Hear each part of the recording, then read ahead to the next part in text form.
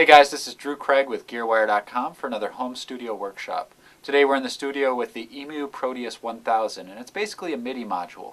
And if you're not familiar with MIDI modules, or otherwise known as sound modules or sound boxes, it's basically like an outboard piece of hardware that you rack mount, and you can control it via MIDI with a MIDI controller or your computer, and it basically generates sound.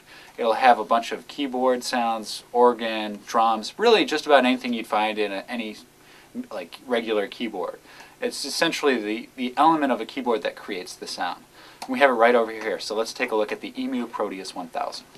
Now here you have it, the E-MU Proteus 1000. We're going to start by just looking at the display here in the center. Now let me point out this little blinking LED here. This is your cursor. You can control the cursor with these two buttons right here. This will take you right, this will take you left. Now as you notice, we basically have a pretty standard MIDI setup here. We got the MIDI channel is first, so right now we're on channel 6. We have volume, which is 127. That's the maximum MIDI volume. All MIDI parameters are from 0 to 127. Pan as well, so left to right. We have, this says user, which indicates that this preset is a user preset, which will allow us to save it. Over here we have the preset number, which is all the way 0. KB1 stands for keyboard 1, which is more of a genre of the style of sound you're looking for. So if you want other keyboards, you can take your cursor to this, and or actually, I'm sorry, if you want a different type of keyboard, you take your cursor to this. You have keyboard 2, keyboard 3, keyboard 4, kit for drum kit sounds, all sorts of different like genres of sound.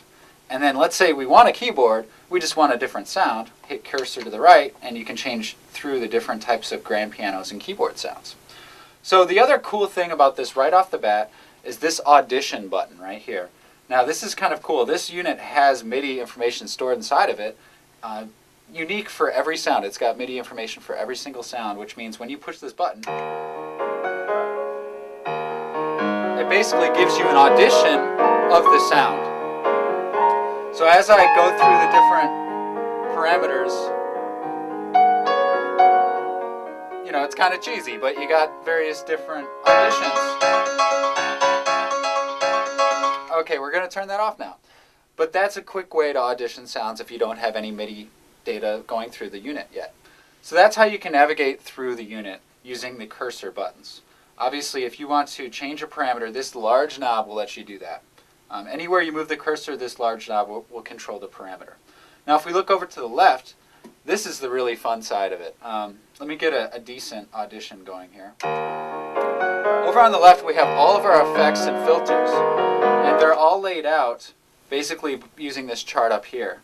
There's 3 different banks that these knobs can control. The first bank, this knob would be the tone, presence, shape, image. When you hit this button, it goes to the next bank, and now this is attack, decay, movement, rate. And if you push it again, we have 2 dynamic buttons, which would be like compression of some kind, effect A and effect B. So you can control all these parameters with just these 4 knobs. And this 5th knob over here is your master volume. So right off the bat, I'm going to audition that keyboard sound.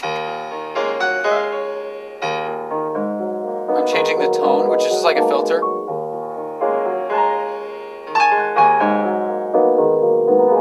This to change the presence, which is also kind of like the resonance of a filter.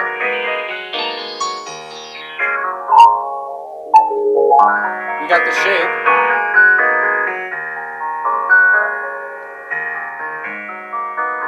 So I'm going to turn a few of these down.